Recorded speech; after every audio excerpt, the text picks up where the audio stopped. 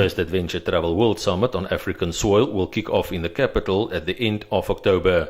The Director of Tourism in the Ministry of Environment and Tourism, Sam Shikongu, told the media on Monday that everything is in place for the event, which will see at least 700 international role players in the tourism sector meeting in Windhoek and coastal hub Swakopmund.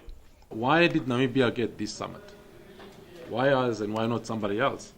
And we've been saying all along that it is because of the nation's commitment to conservation, and that Namibia has been able to put or give to the world a wildlife recovery story like none was ever told before.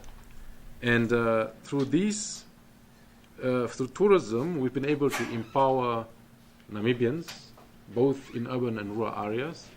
Many look at adventure tourism as extreme, for instance, jumping from an aircraft or getting up close and personal with a lion. What we as Namibians take for granted is an adventure for others, like stargazing in the field, staying over at a lodge, or even having a braai. Tourists are willing to pay money for what we take for granted, he noted. What is it that we put in and what is it that we get out? And what we see so far is that for the summit related sales, just for Windhoek alone, if you work with a figure of 700 registered delegates at the opening, plus 350 arriving early for the pre-summit adventures, and we assume an average spend of 2,500 Namibian dollar per delegate per night on lodging, food and beverage, transport, and based on one night times 700 for opening and one night 350 for pre-summit adventures, then we end up close to 2.6 million.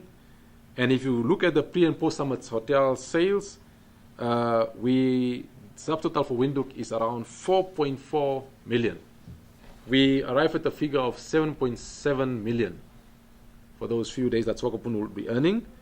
Then the category that we are very much after is the one on public relations and media benefits of hosting the summit. If you look at the value of all mainstream media coverage during the summit and up to now, and we assume that there will be 60 full-length articles about Namibia that will appear and in the mainstream press during the course of hosting this, then we can look at a figure of 26 million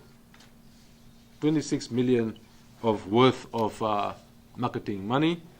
And then there is, of course, the value of television and video. Your colleagues have been very forthcoming already. That is close to 2 million. And then, of course, the Namibia travel and tourism industry benefits. What is it that we get out of it? If you look at it broadly, the value to all stakeholders of working together to host a high-profile summit, that is also priceless. In total, if I put all these figures together, we arrive at a grand total of around 51.7 million that we're getting out of hosting this summit. Now, I think that's a nice figure. And of course, there is what I've said, the priceless items. So we get more than we actually put in. The summit is expected to draw around 700 delegates from at least 60 countries.